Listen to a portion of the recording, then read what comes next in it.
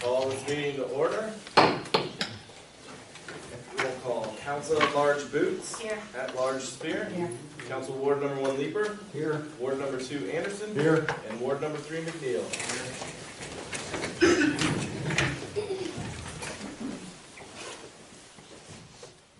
I pledge allegiance to the flag of the United States of America and to the republic for which it stands, one nation under God, indivisible, with liberty and justice for all.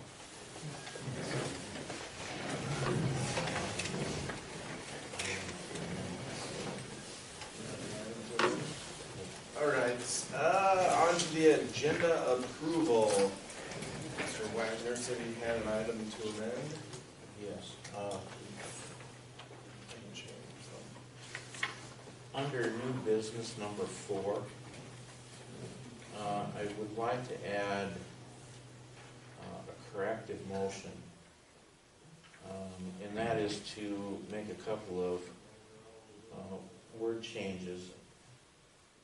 I talked to the city attorney beforehand, and he said as long as those changes don't change the fundamental nature of the ordinance, we can do this. So in one case, it says, we missed it, it says it sets up a charge, and it reads monthly. It should, or per month, it should be per year. So it doesn't make something more heavily involved or heavily restrictive. Actually, it does the opposite. The other one is just a clarification, and I can get more into that when we get toward that item. But they don't fundamentally change the nature of the ordinance. One makes a correction, the other one makes a clarification. All right. So it would be to make a motion to make corrections in the ordinance, and then after that it would be the item that's on the agenda. Is that per month, is that just in one place, or was there? It's just in one place, yeah. Is there a motion to approve that? McNeil with first, Second. and Leeper with the second. Anderson? Yes. Spear? Yes. Leeper? Yes. McNeil? Boots? Yes. All right, so then to the general agenda approval, is there a motion to approve the agenda? Anderson with the first, Second. and Spear with the second. Anderson? Yes. Spear? Yes. Leeper? Yes. McNeil? Boots? Yes. All right, so the communications portion is the unscheduled portion. If anybody would like to address the city council, please make your way to the podium and state your name and address for the record.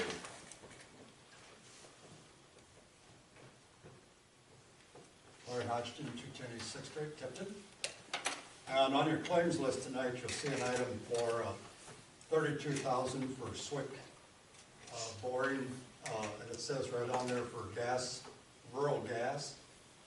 And that $32,000 then goes on top of the $40,000 in pipe that you purchased to run gas out to the rural development, along with a lot of other expenses that were involved with that. I asked back 5 months ago to kind of see, have a report on how much this was costing us altogether, how much labor was being put into it. I haven't seen anything yet, so I'm hoping you could put together some sort of a package of what this project costs the city, material-wise, labor-wise, and also then down the future, let the residents know how much return you're getting on our investment. Because it's our money that you're putting out there to benefit those people out in the rural development. So, second thing, another issue. 3 weeks ago, I think was the last time you had a regular council meeting.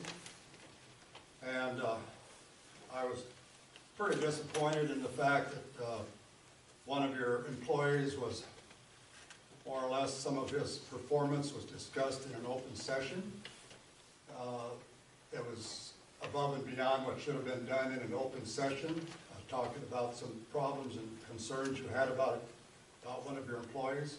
Those should be done in closed sessions to protect that person. If you have a problem with an employee, you should be called in a closed session to discuss those issues.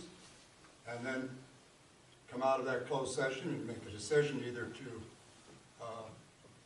reprimand, terminate, and if not going to do either one of those, I would like to see you at least show some respect to the employee if you're not going to take action.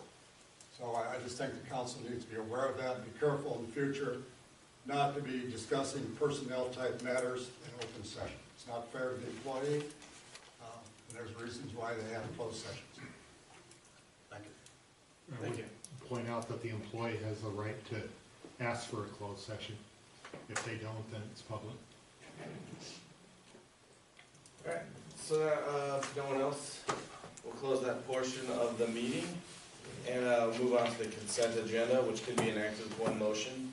And they are the approval of city council minutes from October 15th, approval of the special meeting city council minutes from October 30th, library minutes from September 23rd, library director's report from September of 18, also liquor license renewals for Casey's and Dollar General and Pizza Hut, and the claims list. Any of these need to be pulled out? Is there a motion to approve? Leeper with the first and Spear with the second. Spear. Yes. Leeper. Yes. McNeil. Yes. Boots. Yes. Anderson. Yes. Alright, so now to new business, the first one, which is a resolution authorizing the purchase of natural gas from PIFA Incorporated, and also approving issuance of bonds by PIFA, and addressing other related matters. I can introduce Bill Dunley, Clayton Energy. Clayton Energy purchases all our gas and also does nominations for transportation through the river. Sitting on both areas. Thank you. He wants to talk about prepaid gas. Okay. Well, everybody see that okay? Okay. Just to give you an idea of who I am, because I haven't met you guys actually. I'm glad I ran into Brian tonight because Brian was in Fairbank, Iowa in 1991, and I haven't seen him since, and I always wondered where he went. Because I started working with Fairbank on helping them build their gas system back in 1991, and Fairbank became a customer of mine starting in '93 when I started my own business. But anyway, Brian disappeared, and I just can't believe it when he said that on his map. He's from Fairbank. I'm like, Brian? Were you Brian Wagner? So anyway, small world, but it's been since 1991 since I've seen Brian. So I closed that circle anyway. But anyway, who is Clayton Energy? I'll just give you a quick little story on what we are. We're a company that started in 1993, serving municipalities only. And as you can see, we had just a few towns. We had 3 when I started in '93, and we have grown to over 90% of the state of Iowa with 100% retention. We've never lost a customer. We continue to grow. That map down below shows all the Iowa municipalities down there. The red dots are Clayton Energy. Back when I started in '93, they were all yellow and green dots, as you see the other ones there, but we have slowly closed in on everybody. And in fact, that yellow dot on the left last night switched to red. I haven't been home yet, but this is my 38th council meeting since the 1st of October, so I've been on the go a lot. So what I'm here to explain to you guys tonight is this transaction that you have a resolution in front of you to decide on. It's been approved by everybody that I've been to their meetings, so it's an opportunity to save about 10% on your wholesale cost of natural gas. And the way that works and how that value is derived is the Energy Policy Act of 2005 and the IRS approve a transaction that allows municipals to do this, and the way it works is investment banks can issue tax-exempt bonds to their customers, like Vanguards and T. Rowe Prices of the world. They're the ones that buy most of those investment bank bonds because they're always raising money for infrastructure. But they have to borrow it at commercial rates, which is a taxable rate, and they can't issue bonds at a tax-exempt rate like a municipal can. But through this program, if you allow them to issue tax-exempt bonds and use your basically bonding power from a tax-exempt status, they have to give you 2/3 of the value of the difference between taxable and tax-exempt. So that value then is turned into a discount on your natural gas because they own a commodity company as well. So the way that works is they issue bonds, and the value between taxable and tax exempt interest is derived at a discount, and you get to keep 2/3 of that, the municipality does. Right now, that's about 30 to 35 cents is what we're targeting to get off of our natural gas price. So if it's $3, you're gonna get it for $2.70. That's basically what the program is about. Allers and Cooney is the bond council. I don't know if you know who Allers and Cooney is, but they are, the largest bond council in Iowa, and we use them because they represent the lion's share of our customers. We tried this we started in '07. They got popular kind of in early '07, so I started running on it in '07 and chose Lehman Brothers and got all the way to the finish line, and Lehman Brothers, as you know, in '08 went broke. The only investment bank that had a mortgage issue. So it was no big deal that they went broke. We didn't get anything done. The financial crisis happened, and commercial or taxable and tax exempt rates were inverted for years. The Fed started bumping the rate back in December of 2015, and they bumped it about 0.25% every quarter, which has created a value again. So 2 of these transactions were done in 17. I believe in 18, 10 states have done these with municipalities. And we already had our structure in place from Allers and Cooney back from the '07-08. So it was really easy for us to pick it up and run again. And now we're just adding the communities that are new to us since '08. So it's a wonderful opportunity. The discount that you get is in that, we're not gonna do it for less than 30 cents. That's the minimum that we're gonna do, or we're not gonna actually do the bonding deal. But if your discount ever gets below 24 cents, then you have the option to not participate in the next cycle. Each cycle is like a 5 to 7 year cycle. And if the discount if you don't arrive at the discount that we set as a minimum, then you just go back to doing what we're doing today, which is really not a risk. If Goldman Sachs goes broke, let's just say that happens, I don't know, who knows what those companies are gonna do. Your worst case scenario is you go back to doing what we're doing today. So there is no risk, there's no bonding risk, there's no recourse. You are just a pure beneficiary of being a municipality and being a part of this transaction. Now, let me answer some questions, because that's the overview of it all, and I've been doing this since '07, so I know how these work really well, but I also want to make sure you know how it works. And if you have any exposure of any kind, which you don't, because Allers and Cooney represents municipalities, that's their mainstay, and they're representing us, so.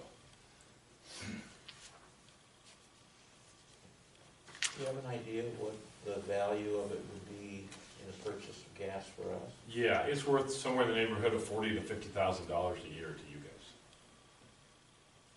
It's a nice deal for a town like your size. Your Fairbanks of the world are closer to the smaller numbers, but they're in it. I mean, they've already got in it. Everybody's in it. I mean, this is my 38th meeting, and nobody said no of all the Iowa meetings, because it's 10%. If it's 10%, if $9,000 is 10% of your discount, or 50,000 is, or whatever the case may be, it's still 10%. So it's important to each city. So That savings comes off the cost of gas, and that's right on the customer. yeah, I mean, however you want to. You're going to get a reduced gas price, and it'll be a line item on your invoice, so you'll see, kind of what it is. What you want to do with your money is up to you. If you pass it on to your residents, or it's going to go into your budget, right? If you buy a work truck or give a reduced gas cost or whatever, it's still a savings to your system. When you talked about the 7 to 10 year thing, Yes. if we dropped below the 24 cents, if that happened in year 5, can we drop out at that point? Or do you have to go fulfill the contract? Well, the discount will be set for that 5 to 7 year period, and then it stays that for that entire period. Oh, okay. And then when the price reset happens in, probably year 5 or 6, if that discount isn't at the minimum that we have in the agreement, then you can just do what we're doing today. Sit out that next cycle, not participate, and just buy gas like we're doing today. And your portfolio will still look like it does today. I mean, we always buy fixed price gas to protect your residents and make sure your rates are solid and secure. We'll do the same thing. You won't notice anything other than you'll get a discount on about 70% of what you use on an annual basis, which amounts to that, $40,000 to $50,000.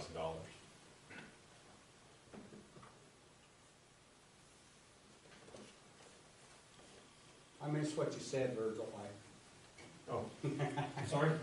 I missed what you said. I just said, well, that discount comes off the price of the gas. And if you look how we bill customers, Sure. it shows gas and transportation, and that's the portion that. I Anytime just hope the somebody can savings get it goes for less with- money, Yeah. that's an incentive. Sure. Okay.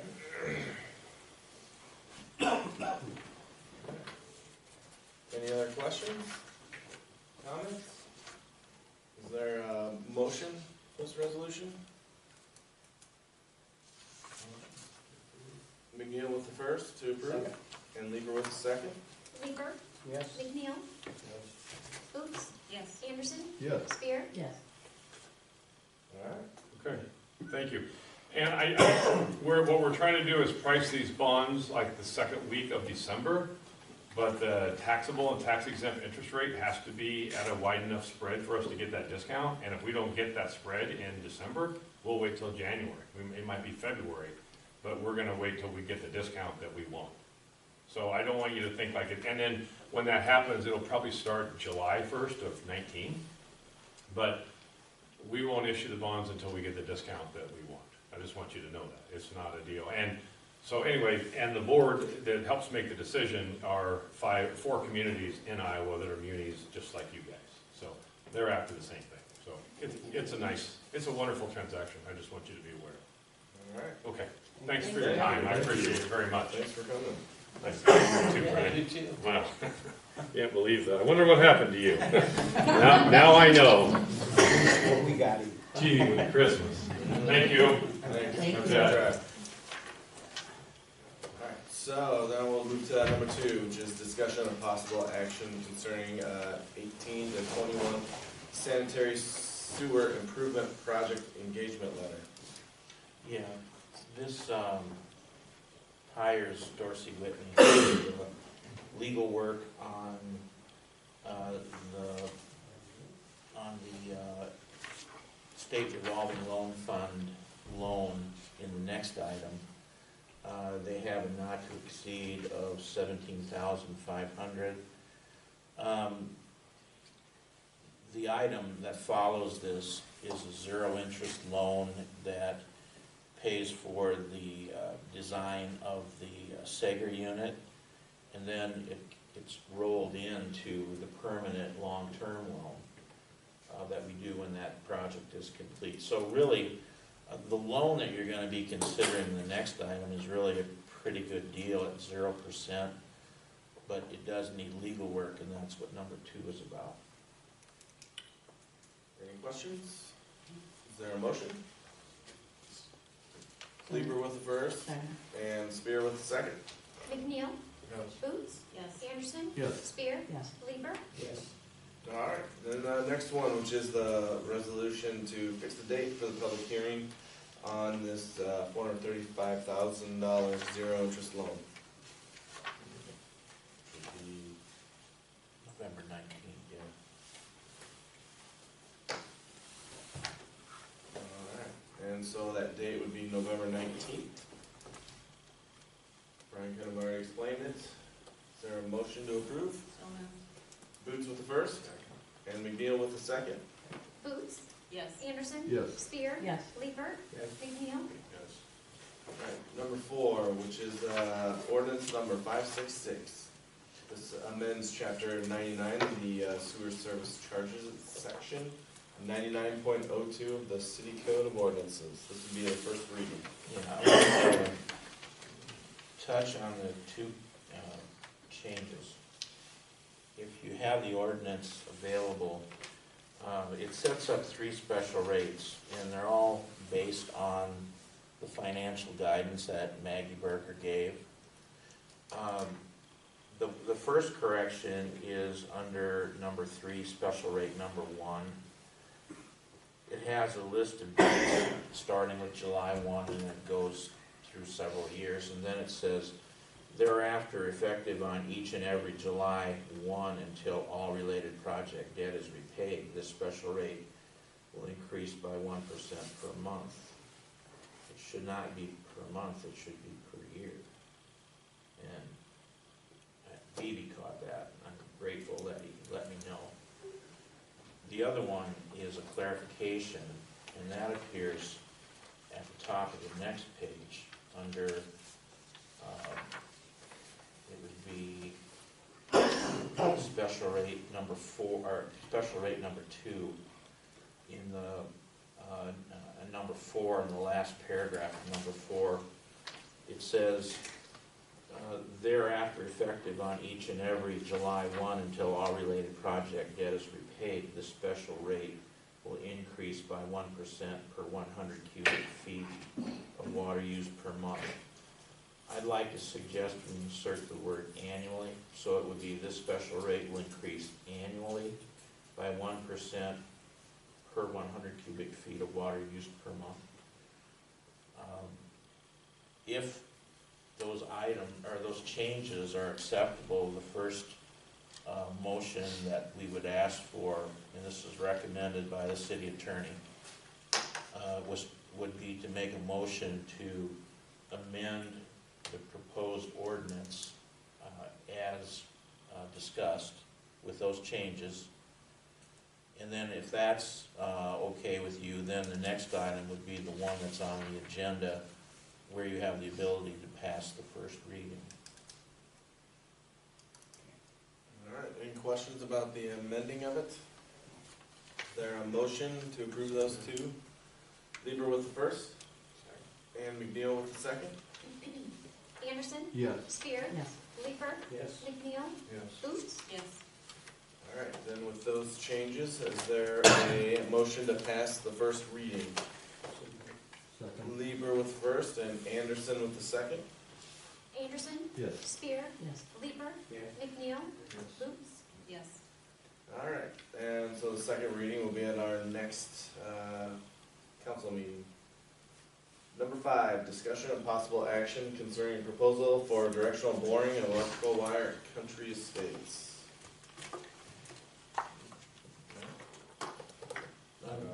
This is an item that involved another fault in the city's electrical system that serves the trailer court. The area that's involved here, of the 6 recent faults, 4 are in the area that we're talking about now. Wire has been replaced but is laying on the ground. And although it's protected by fencing, it's best to have it bored if possible, and it seems that it is possible. I mentioned in the write-up for this item that when we sent out the packet, we didn't have a quote and that I was going to bring it here to this meeting. The quote that we received was an estimate in the 7,000 to 9,000 range, but not to exceed 10,000. And I asked Terry Swick to give us documentation of that because that was what was reported. But if acceptable, if you would, for example, accept a proposal not to exceed 10,000, if it exceeds that, we'd come back. So if that not to exceed limit is acceptable, then that's what we would ask your motion to be based on. All right. Any questions for Brian or Floyd? Is there a motion to not exceed 10,000? Lieber with the first and McNeil with the second? Spear? Yes. Leeper? Yes. McNeil? Yes. Boots? Yes. Anderson? Yes. All right, and to number 6, which is a discussion and possible action concerning the revolving loan fund application from Tipton Adaptive Daycare. Hello. Well, I gave you a lot of information on the agenda item. One thing I would like to add is Deb has had another application or a revolving fund loan with the city and has been impeccable. She is very credit worthy. The Financial Advisory Committee met. They are the ones that review all the financial information with the recommendation then approving it, went to the commission. And then the commission set the guidelines that are before you, that the loan amount would be $10,000, that it would be a 0.5% of interest rate, which would be collected by the city. Payback, instead of 5 years, they would like you to consider 7 to help our businesses a little bit with that. And then the loan agreement would be drawn up by our city attorney with a personal guarantee signed. She has a business, a very valuable business in town, taking care of our children. And she needs work on her kitchen, and it is only going to enhance her business and I think be very beneficial for the children of our community that she serves. So, do you have any questions? And Deb is here tonight too, but again, it was recommended by both the Financial Committee and the Commission to move forward with this. If I could make a Yeah. comment about what you're seeing with this as well is the council had a goal of trying to set up a low or no interest loan fund along these lines of up to say 10,000 for a period such as this, that it wouldn't be based necessarily on where the city is a gap lender. The city could be the primary lender. We haven't set that fund up yet. We put a framework or a funding mechanism in the urban renewal or TIF plan that you'll be considering at your next meeting. This is the loan fund that was that came from the USDA grant. And when the guidelines for that were submitted, they contained the ability to do waivers from the rules. If you look at what we're allowed to waive, it generally parallels the goals of that other loan fund that the council talked about doing. And that's what we tried to do here. The 0.5% interest rate, that's not really going to be for the city. That's for the bank servicing the loan on their part of it. So I want to mention that because there is still funding available in that loan fund. I think it's around, after this loan, it'll be 60, give or take. And so we want to make that known that this type of loan structure is possible if people are interested in contacting us. And specifically, so that you know what I'm planning on doing with the funds, as you know, my building used to be the Moose Lodge. So our kitchen is still the 1950s wooden cabinets that are falling apart, chipped porcelain sinks, definitely not up to commercial standards, definitely not efficient, definitely not as sanitary as it should be. So we are ripping all of that out, going all stainless steel with separate prep and 3 sinks, dishwashing sinks, and making it more efficient, because our long-term goal is to actually add a 40 by 80 foot addition for additional services in classrooms, and leaning into our special needs services such as child care, Get Well Center, and possibly our county's first early Head Start partner site. We obviously need a kitchen that can accommodate that extra workload. So definitely this is something the building needs. We've taken a building that was abandoned and in risk of being torn down and made it productive for our community, and we're growing. And actually, we just a couple weeks ago officially changed the business name. We are still doing business as Tipton Adaptive Daycare, but we are Adaptive Daycare Services Incorporated to allow us to potentially franchise out to other communities. So we're building our business model, but we've been 4 years going strong in our location and looking towards the future. So this is a first step to enable us that future growth. Right. Yeah. All right, is there a motion to approve this? Anderson with the first and Leeper with the second? Leeper, Yes. McNeil, Yes. Boots, Yes. Anderson, Yes. Spear. Yes. All right, there you go. Good luck. Thank you very Thank much. you. Yeah, good luck. That's great to hear. Next is discussion of possible action concerning the Jingle Bell Hustle on. I won't be hustling. I'll probably be dragging. Okay, so, one of the things I think you notice at the bottom is I am requesting, if you are available that evening, that our mayor, council, and city manager ride in a lighted something that I've got to figure out yet. I just thought it would be, and I will try to have it enclosed so you won't be out in the elements really, but you would be a part of the parade. And then at the end, the mayor, and I'm hoping the council will come back, because the mayor will be lighting the community Christmas tree. And this is just a little, this is totally different than what the chamber has ever done before. But I think it'll be a lot of fun, and it's just something new and unique for our community. We need, thank you for putting this together. Anybody have any other question?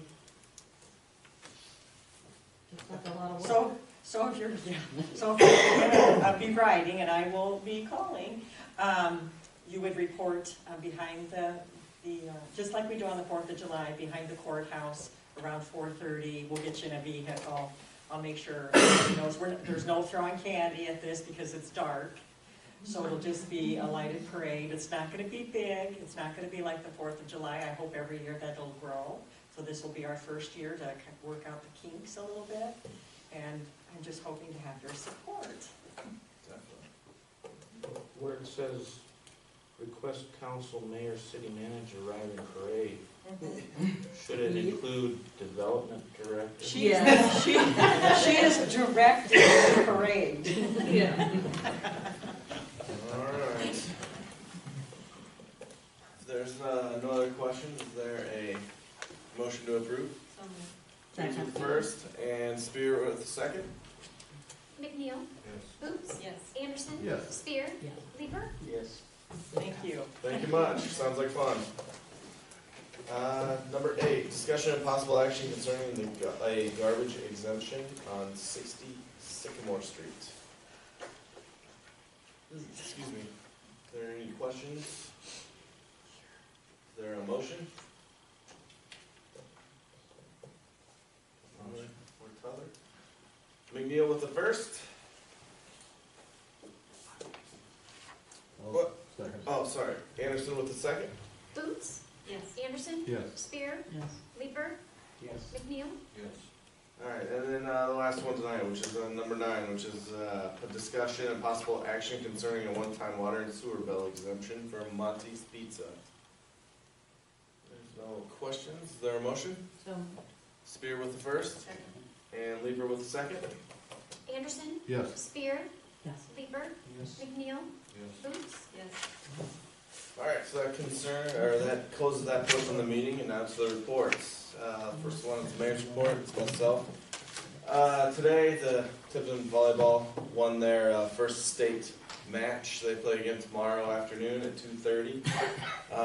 And on top of the girls volleyball teams, our high school's fall sports were pretty unbelievable this fall. We sent 2 relay teams to state, which is really actually incredible because there's no classes in swimming. So it's Tipton versus the Des Moines schools, the Davenport schools, and the fact that we're able to compete on that level is just amazing. Cross country, the boys cross country team won state for the first time since 1975, which is pretty amazing. And we also had, I think it was Callie Wallach, competed for the girls at state, and then our football team was only 1 win away from winning the district and going to the state playoffs. So this fall, Tipton High School sports is pretty remarkable. And that's my report. Moving on to council, anybody? Committees, city manager? I have a couple of things that I'd like to mention. At your next meeting, if it's available, we're looking to put an item on the agenda that has to do with the rental of one of the, part of one of the buildings that was part of the tour of possibilities. As some or all of you might remember, Lloyd has been concerned about the outside exposure of reels of wire, for example, and their deterioration outside. We are interested in bringing back a lease, a rental agreement for your consideration. It would be for a 32 by 30 storage garage. It would be at $200 a month, and then proposed $25 a month more for utilities, electricity, that is, it doesn't have water or sewer. It has a higher overhead door that would be better access than just a regular sized overhead door. So, you know, whether this would be a short-term solution or a long-term solution, it's a solution when it comes to trying to preserve those building materials or utility materials. So, you know, unless there's just an outright heartburn over looking at a situation like this, we would like to bring back a rental agreement for your consideration. The other item that I have is we are now done with the concept statement that the DOT requires for the Highway 38 project. The next step is to go into design, where the engineer that we hire would design for both the city and DOT, and then as things play out, each would pay its portion. And before all that, there'd be an agreement that talks about that. As you'll remember, the selection of the engineer that we hired was based on a request for proposals. A committee interviewed 3 different engineering firms and selected IIW. Now, you might say, we didn't hire an engineer, we hired a firm. But I don't really agree with that, because the presentation was based on the team we were presented as the team we were going to work with. And recently, the engineer that made that presentation and was presented as the project manager is no longer with the company.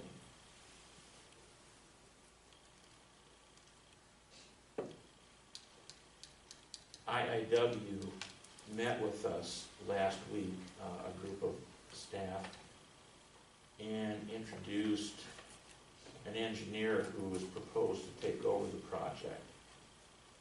Now, the engineer might be a very good engineer, but new to me. And I have to admit, I'm uncomfortable about taking a $4+ million project where we cross jurisdictional lines between the city and DOT,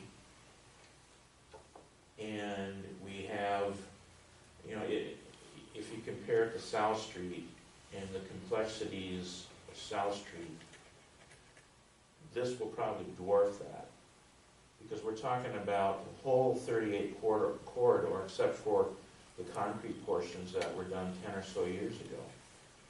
So you have detour possibilities, you're dealing with residential property owners, commercial property owners, sometimes industrial.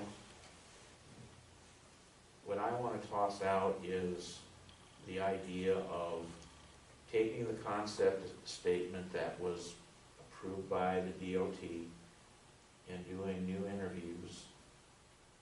And it can include INW. You know, if the city selects them again, that's fine.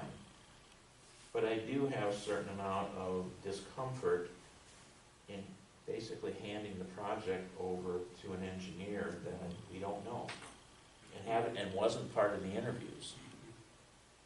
So if the committee we worked with last time would like to entertain getting together again and doing the process over again, or if you want to look at a new committee to do, I'd like to think about that, because I'd like to put a motion on your next agenda that talks about this, and if you want to do something along these lines, I guess I'd like a motion on the record that says so. So I just wanted to let you know what I'm thinking ahead of time here. And, you know, I during the interview process, I let the committee know that, you know, I had worked with that firm going back 20 years. And I wanted to let them know that, because I was trying to do as much as I could to stay out of their decision-making and influence them one way or another. And while they knew I had worked with that firm before, and in particular the engineer that was presented as the project manager, I had the impression that they selected that firm based on their own opinions of the interviews and the materials that were presented. And I just think they should have that opportunity again. So I just want to let you know that's an item that I'd like to put on for next time. The other thing that you mentioned about getting the wire moved to a different place, I've been there. I've been down there to see it, and that's waste, the way it's sitting out in the open, not being protected. They don't give that wire away, and if we're gonna spend the money on that kind of materials to use for our city electric department, we need to protect it. And I think your idea of renting a building is a way to get it at least out of the weather. And we really need to look at that very hard. There's a pile of money down there sitting there just out in the open, out in the elements. Some of that material is not designed to be in the elements. It's designed to be buried, and that's the most expensive wiring that you get, is the underground wire. And it has no business sitting out in the elements, period. It's a waste. All right. Needs to be protected. All right, then moving on to the last one, department heads.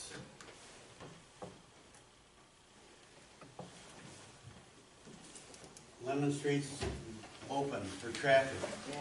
Yay, That's yeah. all I can say. However, there are some sidewalks that were just poured that are still a little green, and there are cones up on various places, but traffic is flowing, and Aren't you happy? I don't know what else to say. I got to sit down. All right. So moving on to the last thing, is there a motion for adjournment? Lieber with the first and Booth with the second. Spear, Yes. Lieber, Yes. McNeil, Yes. Boots, Yes. Anderson. All right, this meeting is adjourned. Thank you, everyone.